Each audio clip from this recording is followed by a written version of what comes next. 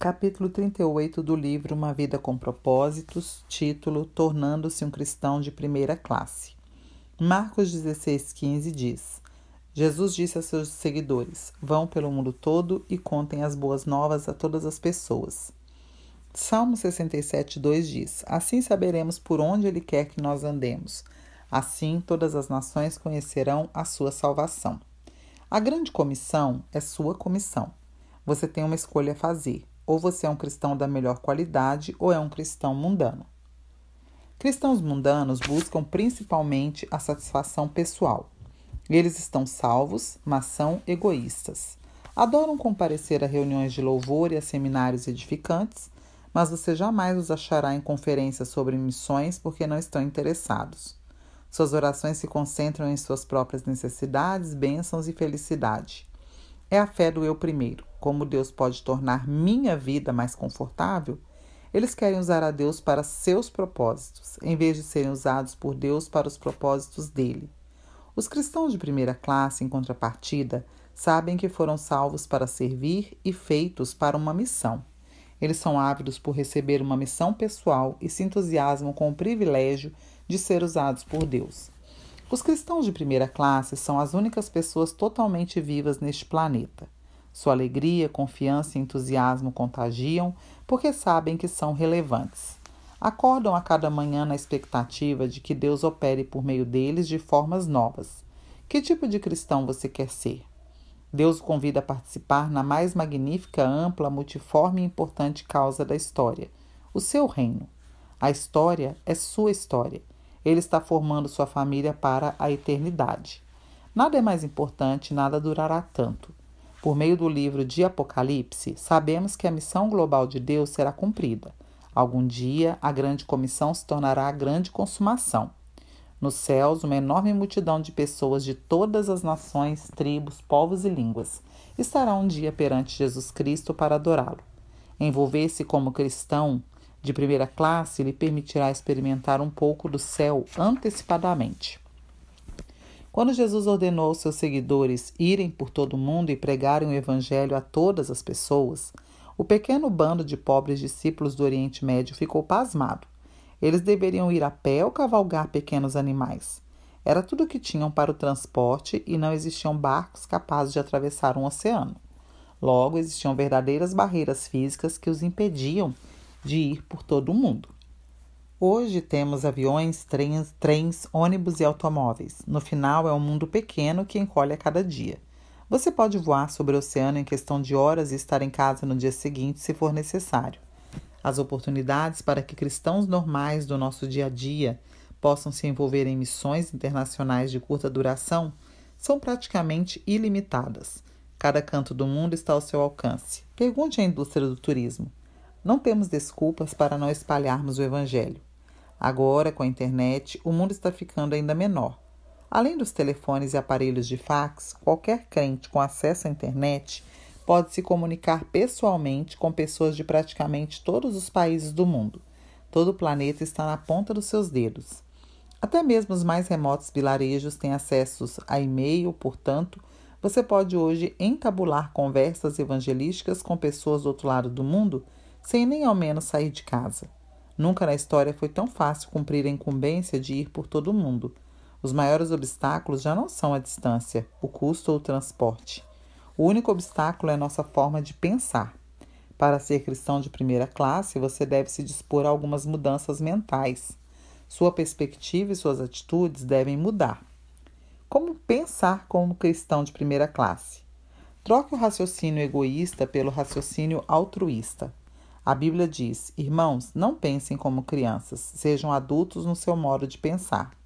Esse é o primeiro passo para se tornar um cristão de primeira classe. As crianças só pensam em si, já as pessoas maduras pensam nas outras pessoas. Deus ordena: não pensem somente em seus próprios interesses, mas estejam interessados nos outros também.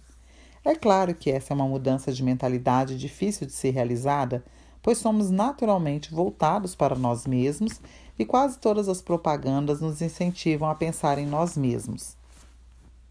A única forma de alterar esse padrão é sermos dependentes de Deus a cada momento. Felizmente, Ele não nos abandona para lutar sós. Deus nos deu o seu Espírito, é por isso que não pensamos da mesma forma que as pessoas deste mundo. Comece pedindo ao Espírito Santo que o ajude a pensar nas necessidades espirituais daqueles que não creem toda vez que for falar com eles. Com a prática, você poderá desenvolver o hábito de orar silenciosamente, nada além de um murmúrio por aqueles com quem se encontrar. Diga: Pai, ajude-me a compreender o que está impedindo essa pessoa de conhecer você. Seu objetivo é verificar onde os outros se encontram em sua jornada espiritual, fazendo então todo o possível para levá-los a conhecer a Cristo. Você pode aprender a fazer isso adotando a mentalidade de Paulo, que disse: Não estou procurando o meu próprio bem, mas o bem de muitos para que sejam salvos. Deixe de raciocinar de forma restrita e raciocine de forma global. Deus é um Deus global. Ele sempre se preocupou com o mundo inteiro. Deus tanto amou o mundo. Desde o início, ele quis membros para sua família de todas as nações que criou. A Bíblia diz: de um só homem ele criou todas as raças humanas para viverem na terra. Antes de criar os povos, Deus marcou para eles os lugares onde iriam morar e quanto tempo ficariam lá. Ele fez isso para que todos pudessem procurá-lo e talvez encontrá-lo. Grande parte do mundo já pensa de forma global. Os maiores conglomerados de comunicação e negócios são multinacionais. Nossa vida e a vida de pessoas em outras nações se tornam cada vez mais entrelaçadas à medida que compartilhamos moda, entretenimento, música, esportes e até fast food. É provável que a maioria das roupas que você está vestindo e grande parte do que você come hoje em dia tenham sido produzidos em outro país. Nós estamos mais unidos do que percebemos.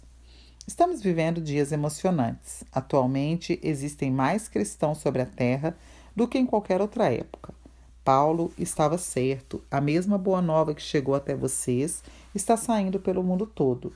Ela está transformando vidas em todas as partes, tal como transformou a de vocês. A melhor forma de começar a pensar de maneira global é começar a orar por países específicos. Cristãos de primeira classe oram pelo mundo. Consiga um atlas ou um mapa e ore pelos países por nome. A Bíblia diz: se você me pedir, eu darei a você as nações. Todos os povos da terra serão seus. A oração é a ferramenta mais importante na sua missão no mundo. As pessoas podem recusar nosso amor ou rejeitar nossa mensagem, mas não têm defesas contra nossas orações. Como um míssil intercontinental, você pode apontar uma oração para o coração de uma pessoa, esteja você a 1 metro ou a 16 mil quilômetros de distância. Qual deveria ser o alvo das suas orações? A Bíblia diz que devemos orar por oportunidades para testemunhar, por coragem para falar, por aqueles que irão crer, para que a mensagem se espalhe rapidamente e por mais obreiros. As orações o tornam parceiro de muitas outras pessoas ao redor do mundo. Você também deve orar pelos missionários e por todas as outras pessoas envolvidas na colheita ao redor do mundo. Paulo disse a seus companheiros de oração: vocês nos ajudam com suas orações. Se você tem interesse em sugestões para orar de forma inteligente, pelo mundo e pelos obreiros cristãos, veja o apêndice 2. Outra forma de desenvolver um raciocínio global é ler ou ver o noticiário com olhos de quem assumiu a grande comissão. Sempre que houver mudanças ou conflitos, esteja certo de que Deus irá usar tais situações para trazer pessoas a si. As pessoas são mais receptivas a Deus quando estão sob tensão ou em transição. Pelo fato de estar aumentando a quantidade de mudanças em nosso mundo, mais pessoas estão abertas como nunca a ouvir as boas mensagens, as boas novas. A melhor forma de passar a pensar de maneira global é tão somente se levantar e partir para algum projeto missionário de curto prazo em outro país. Simplesmente não há como substituir a participação ativa na vida real em outra cultura. Pare de estudar e discutir sua missão e realize-a. Eu o desafio a ir até o fim. Em Atos 1:8, Jesus nos deu um padrão para nosso envolvimento. Vocês serão minhas testemunhas em Jerusalém, em toda a Judéia e Samaria e até os confins da terra. Seus seguidores teriam de alcançar sua comunidade, que era Jerusalém, seu país, que era a Judéia, outras culturas, Samaria, e outras nações até os confins da terra. Repare que nossa comissão é simultânea e não consecutiva. Embora nem todos tenham o dom de missões, todo cristão é chamado a participar de uma missão, junto a todos os 4 grupos de alguma forma. Você é um cristão nos moldes de Atos 1:8?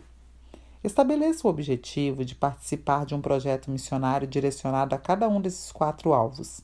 Insisto com você para que poupe dinheiro suficiente e faça o que for necessário para participar de uma viagem missionária de curto prazo ao exterior o mais rápido possível. Quase todas as organizações missionárias podem ajudá-lo nisso. Isso aumentará seu amor, ampliará sua visão, aumentará sua fé, aprofundará seu sentimento de compaixão e o encherá de um tipo de alegria que você jamais experimentou. Pode ser um divisor de águas na sua vida. Substitua o pensamento imediatista pelo pensamento com perspectiva eterna. Para aproveitar ao máximo seu tempo na Terra, você deve manter uma perspectiva eterna.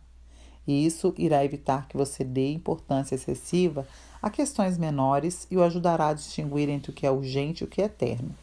Paulo disse: fixamos os olhos não naquilo que se vê, mas no que não se vê, pois o que se vê é transitório, mas o que não se vê é eterno. Muitas das coisas em que empenhamos nossas energias já não significarão nada daqui a um ano, quanto mais pela eternidade. Não troque sua vida por coisas temporárias. Mas Jesus lhe disse: todo aquele que se deixa desviar do trabalho que eu planejo para ele, não está apto para o reino de Deus. E Paulo alertou: tratem das coisas deste mundo como se não estivessem ocupados com elas, pois este mundo como está agora não vai durar muito. O que você está permitindo que se interponha entre você e sua missão? O que o está impedindo de se tornar um cristão de primeira classe? O que quer que seja, abandone-o. Afastemos de nós qualquer coisa que nos torne vagarosos ou nos atrase. Jesus nos disse: acumulem para vocês tesouros nos céus. Como podemos fazer isso? Em uma de suas declarações mais incompreendidas, Jesus disse: por isso eu lhes digo, usem a riqueza deste mundo ímpio para ganhar amigos, de forma que, quando ela acabar, estes os recebam nas moradas eternas. Jesus não quis dizer que você deve comprar amigos com dinheiro, mas que você deve usar o dinheiro que Deus lhe deu para levar pessoas a Cristo. Eles então serão seus amigos por toda a eternidade, os quais o recepcionarão quando chegar ao céu. Esse é o melhor investimento financeiro que você pode fazer. Você provavelmente já ouviu a expressão: você não pode levar isso consigo, mas a Bíblia diz que você pode enviá-lo adiante de si ao investir em pessoas que estão indo para lá. A Bíblia diz: fazendo isso, eles estarão acumulando um tesouro real para si mesmos no céu. Este é o único investimento seguro para a eternidade, e estarão levando uma vida cristã frutífera aqui na terra também. Pare de pensar em desculpas e comece a pensar em formas criativas de cumprir seu compromisso. Se você estiver decidido, há sempre uma forma de fazê-lo e existem organismos que irão auxiliá-lo. Eis algumas desculpas mais comuns. Além do português, só sei falar inglês. Isso é, na verdade, uma vantagem em muitos países onde milhões de pessoas querem aprender a falar a língua inglesa e estão ávidas para praticá-lo. Não tenho nada a oferecer. Sim, você tem. Cada habilidade e experiência na sua formação pode ser utilizada de alguma forma. Estou muito velho ou muito jovem. A maioria das organizações missionárias tem projetos de curto prazo adequados a cada faixa etária. Da mesma forma que Deus rejeitou as desculpas de Sara quando ela disse estar muito velha para ser usada, ele também rejeitou as de Jeremias quando ele disse ser muito jovem.